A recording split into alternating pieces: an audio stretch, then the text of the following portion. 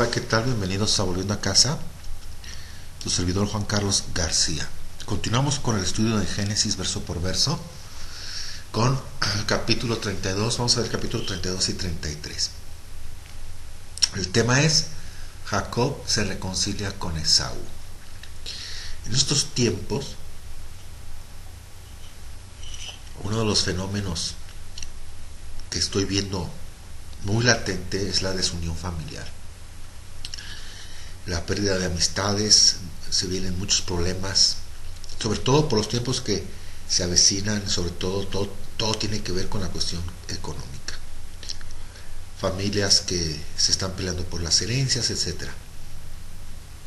Y el capítulo 32 y 33 nos enseña de una manera práctica cómo podemos tener una mejor relación, de estas relaciones amargas, ¿no?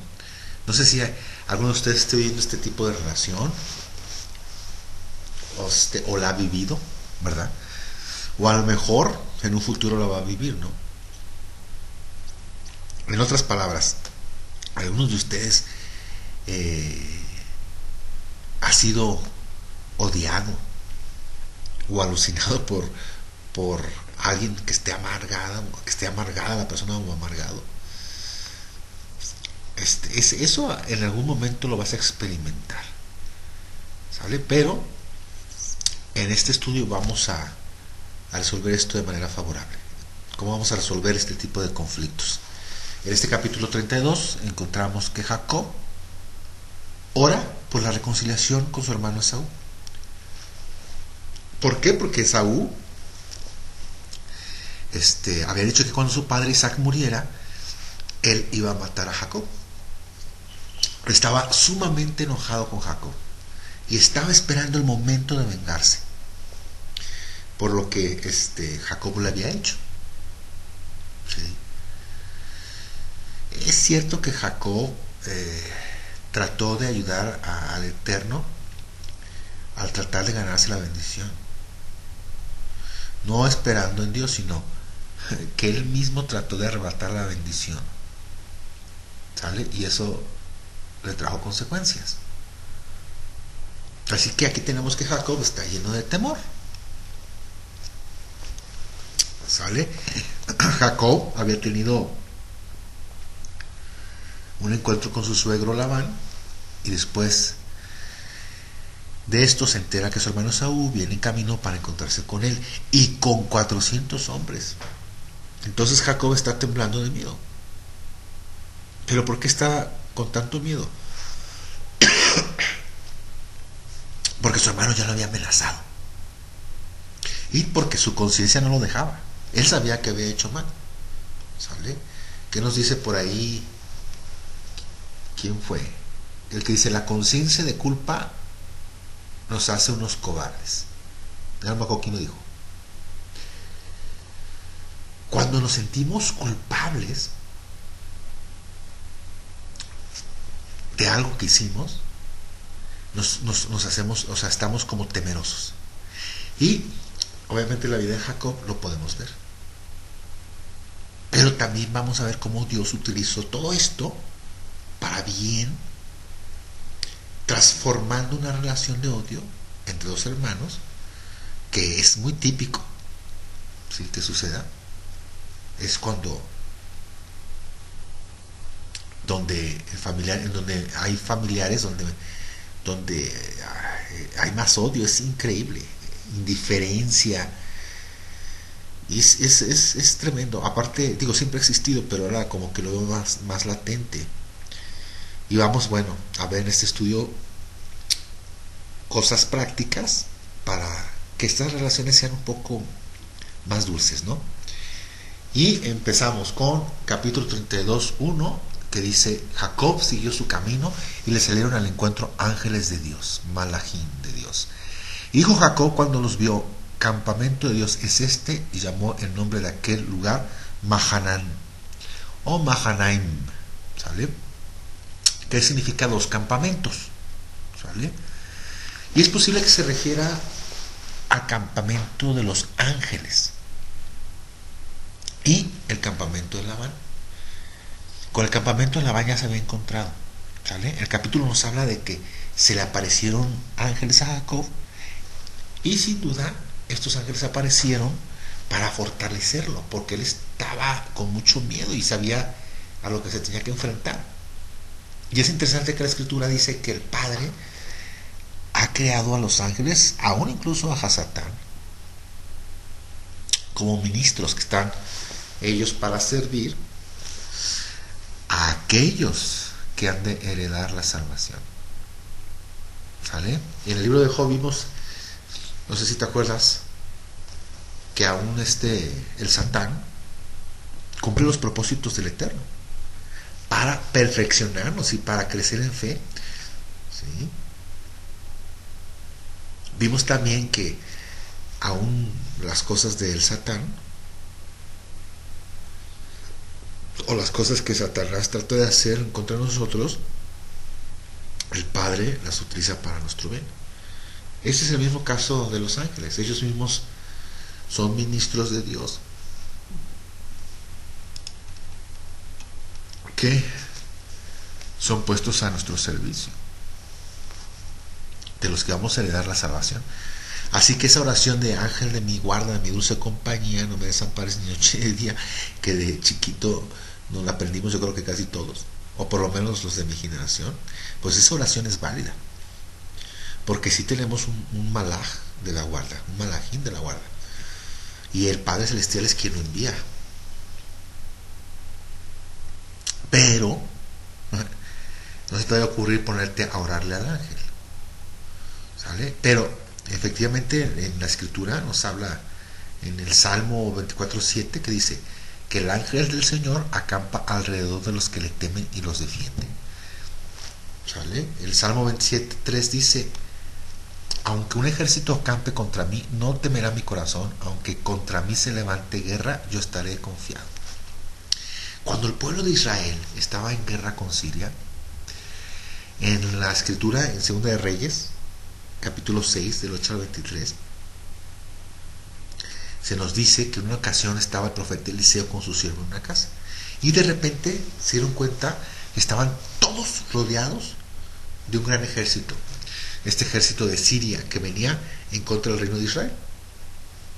Y el siervo de Eliseo pensó que era el final, pero Eliseo oró para que el Padre abriera los ojos de su siervo, para que se diera cuenta de que eran más los que estaban a su lado que los que estaban en contra. Así que cuando los ojos del siervo fueron abiertos, pudo ver que las montañas estaban rodeadas de un gran ejército de Malajín, mucho más grande que el ejército sirio. Hay una historia también más contemporánea de un misionero que fue a compartir la palabra a uno de esos lugares que son muy lejos, ¿sale? Los habitantes de ese lugar dicen que eran unos nativos, pues obviamente eran idólatras. De hecho, hacían cosas como rituales satánicos, ¿no? Casi caníbales. Entonces él llega y les empieza a compartir el mensaje. Pero la tribu no quería saber nada y se molestaron mucho. Entonces el jefe de esta tribu se organizó a su gente y se llevó un ejército a la casa donde estaba este misionero con su esposa. Y estos tenían una bebé recién nacida y los querían matar. Entonces el misionero se da cuenta de esta situación. Entonces lo que hizo, agarró a su esposa y se pusieron a orar, se arrodillaron y empezaron a orar.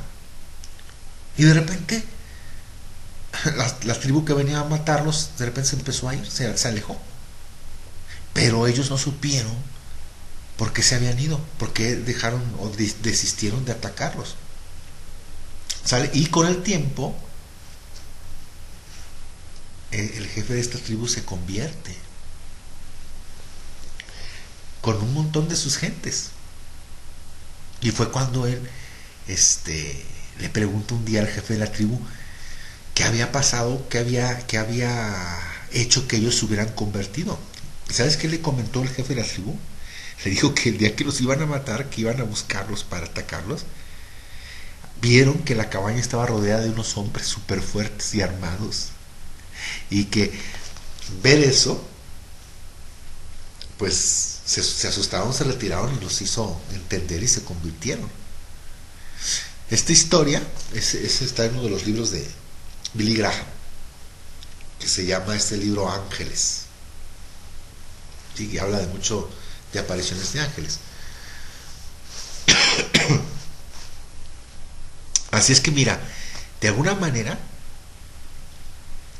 seguramente hemos tenido contacto con ángeles sin habernos dado cuenta. ¿Sí? Es por eso que en Hebreos dice que seamos hospedadores, porque muchas veces sin saberlo hospedaremos ángeles. Así que hay que considerarlo. ¿Sale? Continuamos con el estudio, con el capítulo 32, versículo 3. Dice, y envió Jacob mensajeros delante de sí a Esaú su hermano, a la tierra de Seir, campo de Edom, y les mandó diciendo, así diréis a mi señor Esaú, así dice tu siervo Jacob, con Labán he morado y me he detenido hasta ahora, y tengo vacas, asnos, ovejas y siervos y siervas, y envió a decirlo a mi señor para hallar gracia en tus ojos.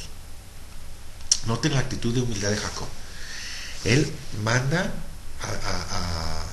a un mensajero, a mensajeros a dirigirse a su hermano Esaú, llamándose él mismo tu siervo, y llamó a Esaú mi señor.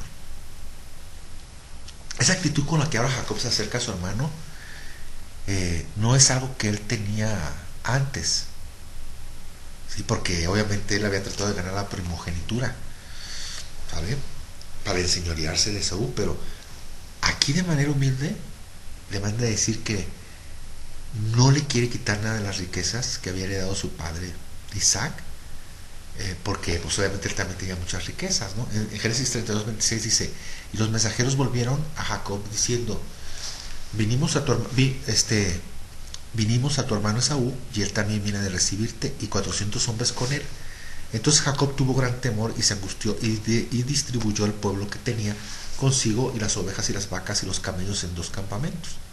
Y dijo, si viene Esaú contra un campamento y lo ataca, el otro campamento escapará. Y dijo Jacob, Dios de mi padre Abraham y Dios de mi padre Isaac, eterno, que me dijiste, vuélvete a tu tierra y a tu parentela, y yo te haré bien. Menor soy que todas las misericordias y que toda la verdad que has usado para con tu siervo, pues con mi callado pasé este Jordán, y ahora estoy sobre 2 campamentos. Jacob empieza a orar en un momento de desesperación, con mucho miedo. Y lo primero que hace es recordarle al padre lo que le prometió cuando le dijo que regresara a Betel. Él simplemente está apelando a la palabra del padre. Pero al apelar a las misericordias de Dios, al Eterno, es importante ver la actitud con la que le hablas a Dios, o con lo que en este caso él. ¿Sí? Porque sí es cierto que le está recordando a Dios su promesa, pero no le está exigiendo nada. Él no está diciendo, Señor, tú dijiste y ahora me tienes que cumplir, porque tú dijiste. No, él no está diciendo eso. Vean el versículo 10, el verso 10. Menor soy que todas las misericordias y que toda la verdad que has usado para con tu siervo. En otras palabras, Jacob está diciendo, no soy digno de que me contestes, o de estarte exigiendo o reclamando. ¿Sale? Totalmente contrario a lo que enseña el movimiento de la fe, que dice, reclama las promesas del Eterno. Pero aquí vean la actitud de Jacob. Él solamente con humildad le dice al Eterno, menor soy que todas tus misericordias. La realidad es que ni que Dios fuera el genio de la lámpara, ¿no? Al que le frotamos y le exigimos que nos cumpla algo. Actuar de esta manera exigiéndole, ¿no?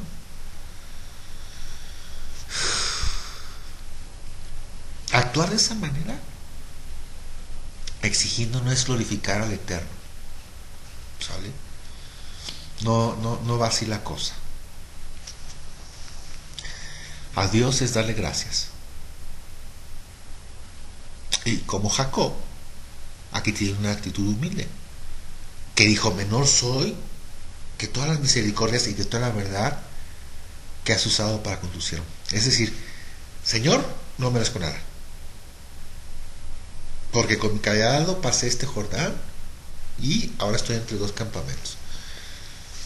Cuando Jacob estaba huyendo, solo llevaba su callado, pero ahora regresaba con toda su familia y grandes riquezas. Génesis 32:11. Líbrame ahora de la mano de mi hermano, de la mano de Saúl, porque le temo. No venga acaso y me hiera la madre con los hijos.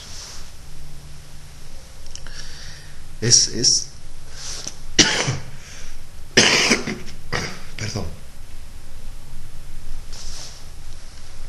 Es aquí muy agradable ver esta oración de Jacob, porque está expresando lo que está sintiendo. Hace una expresión negativa, pero es sincera. Es mucho mejor hacer una confesión negativa, pero sincera, que una confesión positiva, pero falsa. ¿Sale? Por ejemplo, cuando estás pasando por un problema y te preguntan ¿cómo estás? Y respondes en victoria, hermano, aunque por dentro te esté temblando las piernitas, ¿no? Jacob fue sincero con el Señor y le pidió que le librara de su hermano porque le tenía miedo. Esta debe ser nuestra actitud. ¿Qué le podemos esconder al Eterno? ¿Qué podemos escondernos de Él? Él quiere que seamos sinceros con Él, que le abramos nuestro corazón y le digamos lo que estamos sintiendo. ¿Sí? Es triste cuando tú tratas de orar o interceder por alguien, pero esa persona muestra una actitud orgullosa, ¿no? De autosuficiencia y no comparte lo que siente, ¿no? Sino que siempre que le preguntas ¿cómo está? Dice él que está muy bien, que está en victoria, y tú sabes que en realidad le está yendo muy mal. ¿Sí? Cuando te encuentras con personas así, con esa actitud, llega el momento en que piensas que no necesita ayuda porque su vida siempre es color de rosa, todo es siempre perfecto. Pero la verdad es que en casos así, una de dos es cierto y otra no. Sí. Generalmente la persona está mintiendo, ¿no? ¿Ustedes qué creen? Aquí simplemente Jacob está abriendo su corazón. Y es importante que aprendamos a hacer, ¿sí? El ser sinceros, que le podamos expresar a Dios cómo nos sentimos. Por ejemplo, cuando alguna situación nos está molestando, que le podamos decir a Dios que nos sentimos muy mal. O cuando sabemos que debemos hacer algo pero no lo hicimos o no podemos hacerlo, ¿sí? Como puede ser el no poder amar a alguien, por ejemplo. Es bueno que confesemos al Padre que no podemos, para que el Padre nos ayude con esa situación, en vez de tener una actitud de hipocresía, diciéndole al hermano, ¿qué tal, hermano? Te amo en el nombre de Cristo, cuando en realidad no estamos siendo sinceros. ¿Vale? Así que la moraleja de este versículo es: más vale una confesión negativa sincera que una super confesión positiva que no es sincera. Génesis 32:12. Y tú has dicho, yo te haré bien y tu descendencia será como la arena del mar, que no se puede contar con la multitud. 13. Y durmió allí aquella noche y tomó de lo que vino a la mano un presente para su hermano Esaú. Fíjense cuál es el resultado de confesar lo que sentimos en el corazón.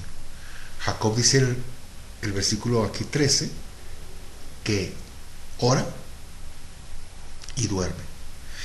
Dice el Salmo 4:8, en paz me acostaré y asimismo dormiré, porque solo tú, el Eterno, me hace vivir confiado. Cuando no somos sinceros, si cuando no le abrimos nuestro corazón de manera sincera al Padre, andamos por ahí pensando cómo le vamos a hacer para resolver el que no se den cuenta que estamos acabados o con miedo. Y estamos ahí en la cama con mucha impaciencia, sin poder dormir. Pero aquí vemos que Jacob es sincero, pone sus cargas en el Padre y él sabe que el Padre se va a ocupar de ellas y puede dormir. ¿Tú podrías dormir si sabes que viene un ejército de 400 personas a matarte? Pues Jacob sí lo pudo hacer porque descargó en Dios su corazón, recordó sus promesas con humildad y entonces pudo dormir. Y aquí vemos otro resultado de la oración que es interesante. Sí, generalmente creemos que la oración sirve para cambiar a Dios o para cambiar a la gente o a las circunstancias. Ese es un signo de inmadurez. Un signo de madurez es orar: Señor, cámbiame a mí. Tenemos que entender que la oración no es para cambiar a Dios, ni a las circunstancias, ni a las personas. La oración es para cambiarnos a nosotros. Eso es precisamente lo que sucedió con Jacob. Sí, siendo él alguien muy aprensivo y que siempre estaba tratando de hacer su voluntad, aquí vemos que duerme en paz y después ocurre un cambio sobrenatural en la vida de Jacob. Generalmente él estaba tratando de retener para sí, pero a través de esa oración se nota que el Padre hizo algo. Noten lo que hace Jacob. El texto dice que tomó de lo que le vino a su mano un presente para su hermano. Esto es justo lo opuesto de lo que siempre había tratado de hacer. Anteriormente siempre había tomado lo que era de Esaú. Por eso le decían que era el suplantador, el que tomaba del talón. Pero aquí él trata de darle a Esaú. El Padre cambia su naturaleza a través de la oración. Es entonces que Jacob pone en práctica un principio que está en Proverbios 18:16, que dice: la dádiva del hombre le ensancha el camino y le lleva delante a los grandes.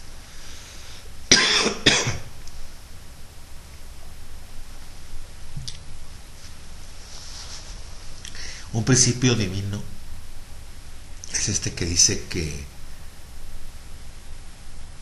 si tú te quieres ganar el corazón de alguien,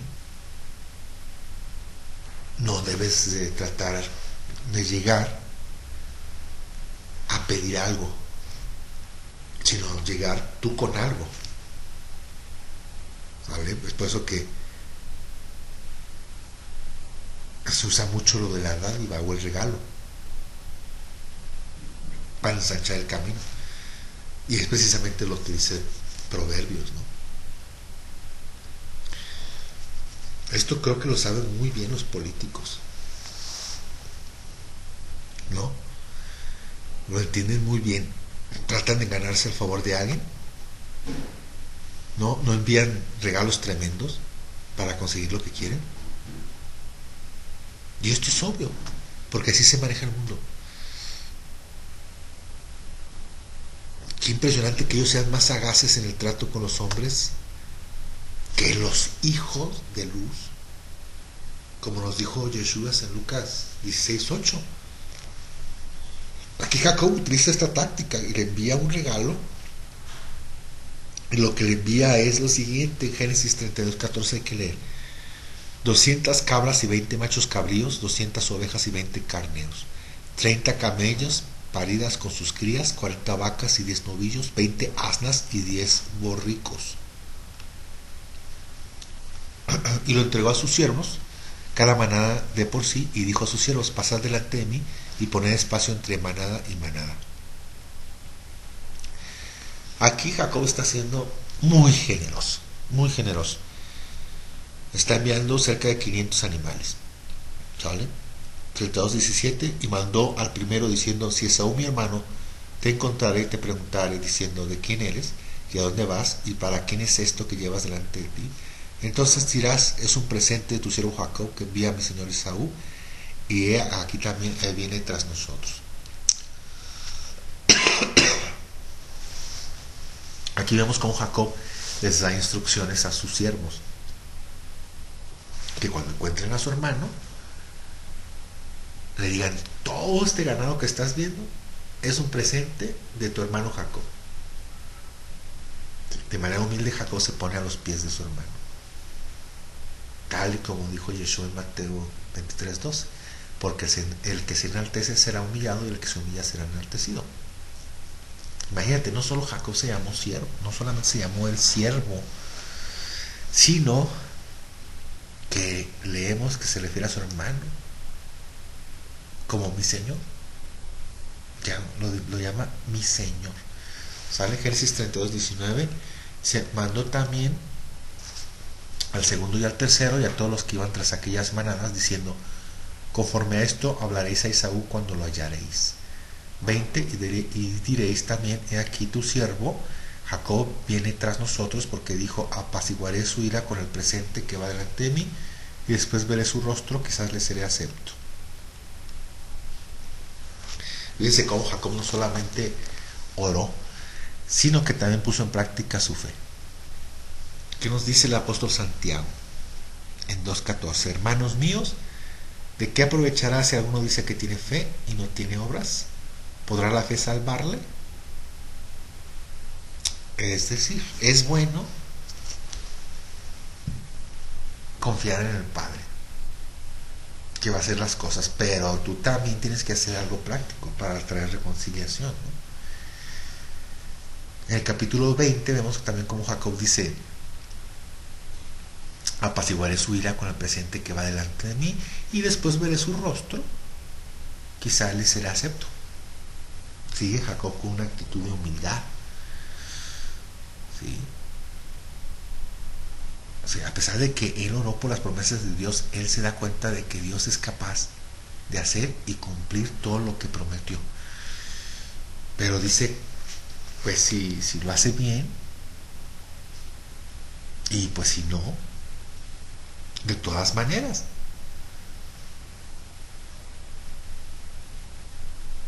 ¿No?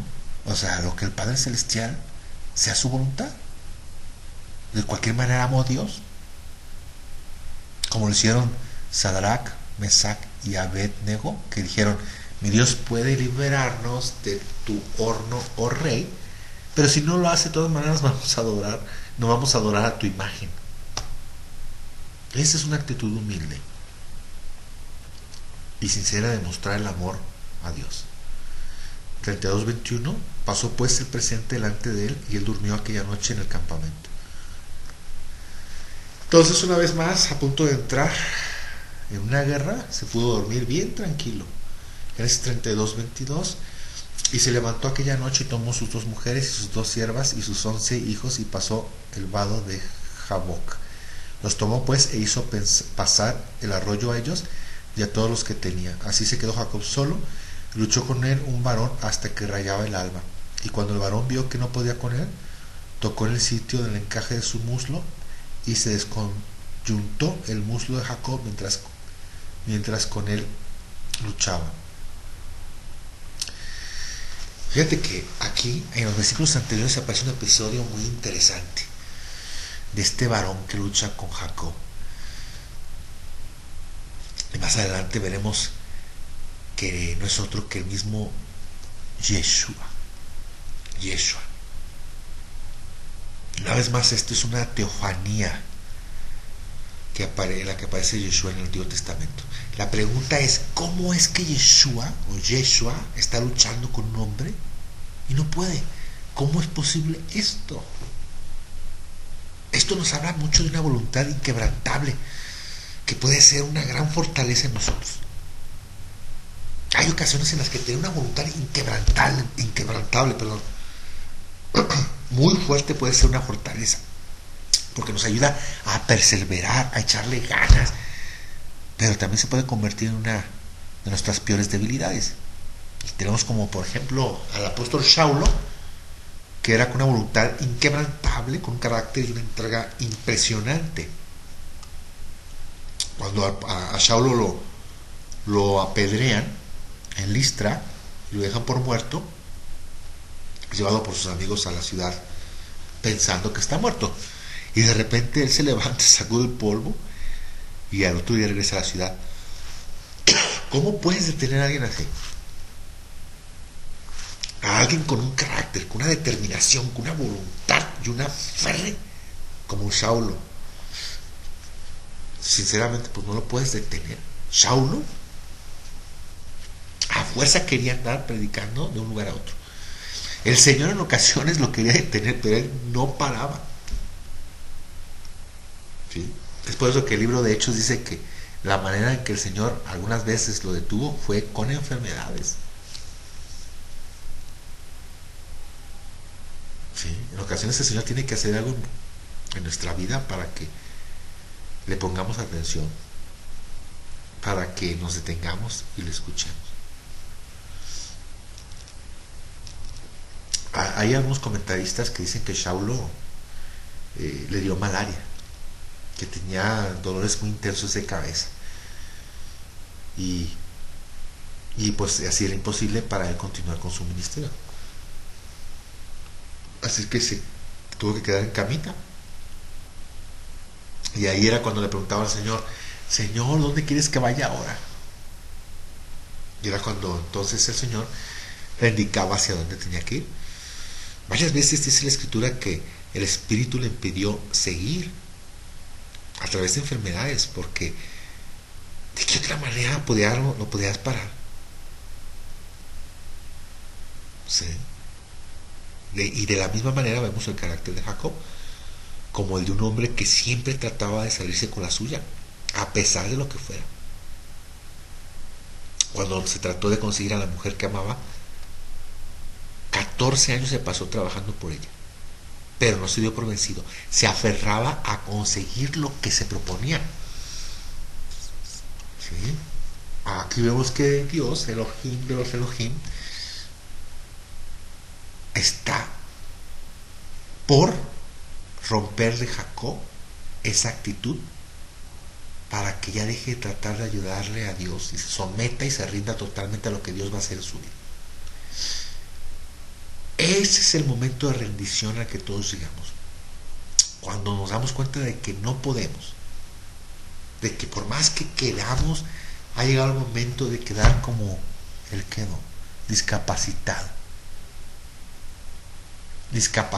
para valerse por él mismo, y que no nos queda más que confiar en Dios, así como le sucedió a Jacob. Se quedó cojo. El versículo 24 dice que el varón no podía con esa voluntad que Jacob tenía. Entonces dijo, Génesis 32, 26, y dijo: déjame porque raya el alba. Y Jacob le respondió: no te dejaré si no me bendices. La actitud de Jacob en el texto que acabamos de leer no es de que ya te gané, ahora me bendices, y si no lo haces no te dejo ir. Más bien fue un quebranto, una actitud de quebranto delante del Padre, una súplica o un ruego en el que dice: Señor, no te dejaré si no me bendices. Porque Jacob sabía que había llegado el momento en que se iba a encontrar con su hermano Esaú. Ya no podía huir, aunque había hecho una estrategia por si al caso Dios no le respondía a la oración y puede escapar. Pero en este momento queda discapacitado, ya no podía correr, así que está entre la espada y la pared, y es el momento en que clama al Padre y le dice: Señor, por favor, no me dejes. Ese es el momento que todos hemos experimentado cuando nos damos cuenta que hemos tocado fondo y no tenemos más que decir: Señor, ayúdame. Ya me di cuenta de que sin ti no puedo hacer nada. Estoy incapacitado. Y si tú no me ayudas, estoy perdido. Todos tenemos que llegar a ese momento. Y si aún no hemos llegado, si todavía estamos tratando de ayudarle a Dios, vamos a vivir muchas consecuencias. Pero qué momento tan glorioso es cuando, llorando y clamando, le decimos a Dios: ahora sí no te dejo hasta que cumplas tu propósito en mi vida. Y es en ese momento cuando Yeshua le pregunta, y el varón le dijo: ¿cuál es tu nombre? Y él respondió: Jacob. Al preguntarle cuál es tu nombre, le hace que piense, que reflexione y que recuerde quién es Jacob. El que toma del talón, el que suplanta, el que siempre trata de salirse con la suya, el que trata de ayudar a Dios. Eso es lo que el varón está llevando a reflexionar.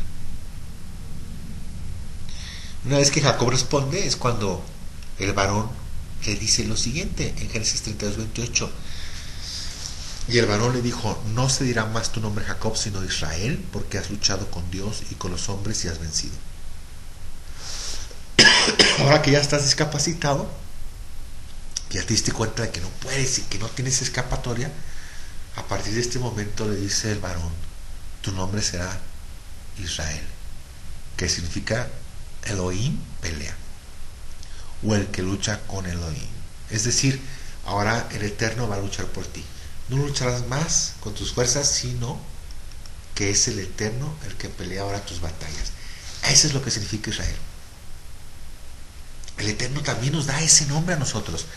Cuando dejamos de luchar por nosotros mismos y decidimos que Él sea el que lleve la lucha, que Él sea el que pelee por nosotros, cuando hacemos esto, cuando finalmente le entregas todo al Señor y dejas que Él pelee tus batallas, cuando te das cuenta que no es por fuerza, sino por poder de su Espíritu, de su Santo Espíritu, tal como dijo el profeta, entonces has llegado al momento más glorioso de tu vida. Sí. Génesis 32:29. Entonces Jacob le preguntó y dijo: declárame ahora tu nombre. Y el varón respondió: ¿por qué me preguntas por mi nombre? Y lo bendijo allí. ¿Recuerdan cuando llegó el joven rico y le dijo a Yeshua: maestro bueno? A lo cual Yeshua respondió: ¿por qué me llamas bueno? Pues bien, aquí esta pregunta aquí que hace este varón es una pregunta similar. Es como si el varón le dijera: piensa en la pregunta que me acabas de hacer. Entonces el varón le bendice y lo hizo reflexionar. Lo hizo reflexionar en quién era. ¿Sí? Lo hizo pensar que quien se le había presentado, quien era este varón, era, en pocas palabras, que era Yeshua, aunque en ese tiempo pues no era conocido como tal, no existía pues, pero lo hizo reflexionar y se había manifestado en su vida, y hizo que Jacob pensara en eso, y llamó Jacob el nombre de aquel lugar Peniel, porque dijo: vi a Dios cara a cara y fue librada mi alma. O sea, Jacob le llama Peniel, que eso significa el rostro de Dios, porque dijo que había visto a Dios cara a cara. ¿Sí?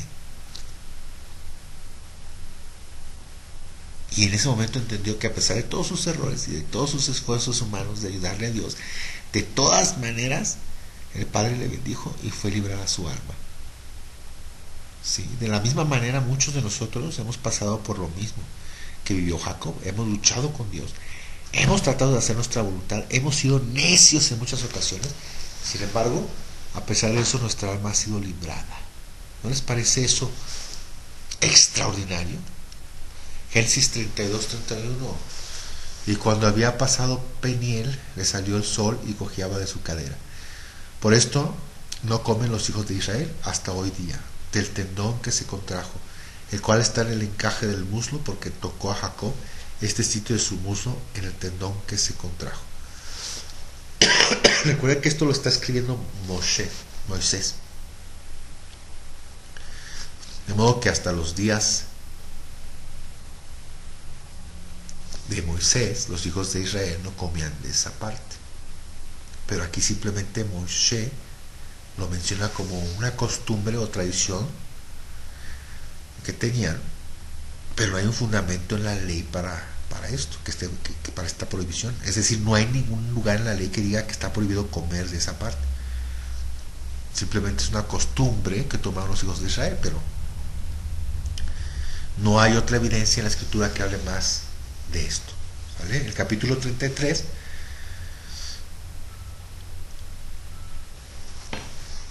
vamos a ver cuál es la respuesta del Eterno ante la oración de Jacob. Vamos a ver qué es lo que sucede después de que Jacob está imposibilitado para correr, para escaparse. Sí. Ya vamos a ver que Jacob le entregó todo al Señor cuando le dijo, el Señor lucha por mí, Él es el que pelea. ¿Sí? Ahí vamos a estudiar cuál fue la respuesta del Señor ante esta confianza de Jacob. Y yo creo que mejor, había pensado en hacer estos dos capítulos, pero mejor el capítulo 33 lo veamos después, ¿no? En el siguiente video. Nos relata la escala de prioridades de Jacob. Vamos a ver cómo él separa a su familia de acuerdo a quienes más le importaban a él. ¿Sale? Entonces mejor lo dejamos aquí. El capítulo 33 lo vemos la siguiente semana. ¿Sale? Te damos gracias, Padre Celestial, por tu misericordia, por permitirnos seguir aprendiendo de tu Torah. Padre, derrama tu Santo Espíritu, sopla sobre todas las personas que están viendo estos videos, los están escuchando, los están poniendo en práctica, Padre. Sigamos con el llamado de los dispersos entre las naciones, eterno. Pronto se retorna tu Santo Hijo Yeshua. Lo sabemos y queremos estar preparados para ese momento, Padre. Llénanos de tu conocimiento y de tu sabiduría. Que cada estudio nos veamos reflejados en estos personajes y que sepamos reaccionar y movernos de acuerdo a tu voluntad, Padre. Que sea un aprendizaje para todos, porque yo creo que cada vez que estudiamos un capítulo nos damos cuenta que se asemeja mucho a nuestras vidas, la vida de estos grandes hombres. Todo esto te lo pido por los méritos y por el bendito nombre de tu Santo Hijo Yeshua. Amén.